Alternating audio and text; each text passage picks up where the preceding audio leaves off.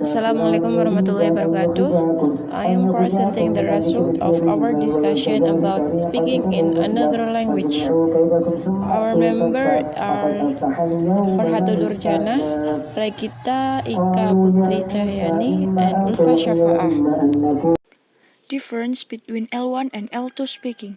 The description, offered in the preceding chapter, of how spoken fluency is achieved, has made no distinction between the speaking of a first language or L1 and the speaking of another language or L2. Clearly, this is not the case. Even among L1 speakers, there can be wide variation in the degree of fluency that individuals demonstrate. These differences are exacerbated when it comes to speaking in a language different from your own. What can be done about this? The comment that skill I speaking is always forgotten when someone teach English is astute. All language teaching methods, apart from the most bookish, prioritize speaking, but less as a skill in its own right than as a means of practicing grammar, even when relatively communication-oriented methodologies. Speaking activities are often simply ways of rehearsing pre-selected grammar item or functional expression.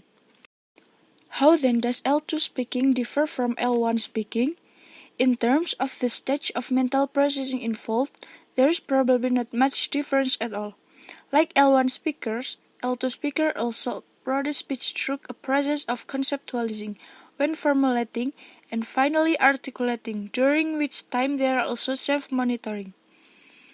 What is significantly different is, of course, the language itself. L2 speaker knowledge of the L2, including its vocabulary and grammar, is rarely as extensive or as established as their knowledge of their L1. On the other hand, the problem may be less a lack of knowledge than the unavailability of that knowledge. The process may be complicated by a tendency to formulate the utterance first in the L1 and then translate into the L2, with an obvious cost in terms of speed. Communication strategies. Point 1. Using all the purpose of the word. Point 2. Using word of phrases. Point 3. Using of movement, a mime. Point 4. The avoidance strategies is to leave message or replace real ones with less ambitious ones. Point 5. Discourse strategies. What L2 speakers need to know? First, sociocultural, the value of teaching sociocultural knowledge. The culturally embedded rules of social behavior and they can tend to reinforce stereotypes to the point of caricature. Moreover, for many learners nowadays, such rules might be relevant since they will be learning as an international language.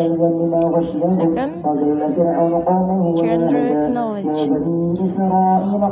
Generic knowledge includes knowing how different speech events are structured, and this will be particularly relevant to learners whose specific purpose for learning English include mastering spoken of a more formal type, such as giving business presentation or academic lectures.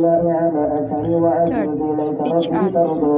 This suggests that learning cannot necessarily include the way that speech are customized, nor the way that they are raised in school, as opposed to written English. Apart from anything, they are typically raised in short, memorable, and therefore can be learned and stored as extended lexical items. Register. Learners will also need to know how to adapt the speech arts formulas for different situations according to such context variable as the status of the person they are talking to. Then, discourse knowledge. As noted in the last chapter involves using grammar and vocabulary in order to context speaking. Turn and to signal speaker attention. The list of discourse markers words serves as a useful starting point in this area. Grammar. We note is the preceding chapter that grammar knowledge for speaking on purpose consists largely of those grammar systems that favor rapid, real-time speech production, since spontaneous speech in production in clause-like unit rather than sense-like ones. A sentence grammar. However, that has always been the main focus of language teaching. Learners are taught manipulate relatively lengthy and complex contractions that are more typical of written than of spoken language. Vocabulary.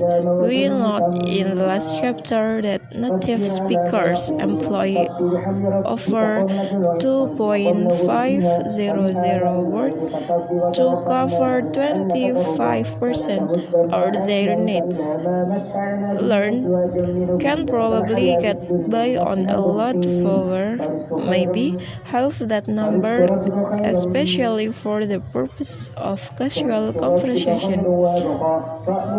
Officially, for more specialized purposes such as business negotiation or academic speaking, they will need more. Moreover, the advent of learning the formulatic terms associated with high-frequency words is that many of these from common scientific traits, such as be plus going plus to plus verb, as in this going to rhyme.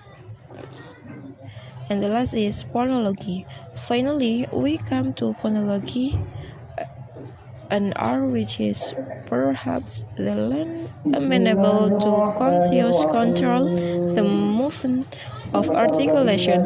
Most adult learners will bring to varying degree the influence of their first language pronunciation when speaking a second language, and this need not be a problem so long as intelligibility, however, is in the air of the behavior. That is to say, what might be intelligible to one listener is not necessarily intelligible to another. Availability for us is implication for teaching. Point 1. Treat the language learning theory that is relevant to teacher how to speak is behavior, consciousness, and social theory. The language study is, after all, the building of good language habits through repeated reinforcement. Point 2. Classroom learning is collaborative, built together and reinforced. For example, student presentations solve problems on their own with friends. Teacher only serve as facilitators such as the current curriculum. Ya, sepertinya dari beberapa materi yang disampaikan tadi, ada beberapa faktor yang mempengaruhi kita dalam berbicara, yaitu ada 3 faktor. Yang pertama, faktor pengetahuan. Faktor pengetahuan tergantung seberapa banyak pengetahuan dari pembicara. Kalau untuk faktor keterampilan, kita sebagai pembicara seharusnya mempunyai cara sendiri untuk menarik perhatian pendengar, mencari hal-hal yang baru. Terus yang terakhir yaitu faktor emosi. Faktor emosi di mana kita harus belajar menanamkan kepercayaan diri, harus pede, tidak boleh grogi ketika berbicara di depan umum.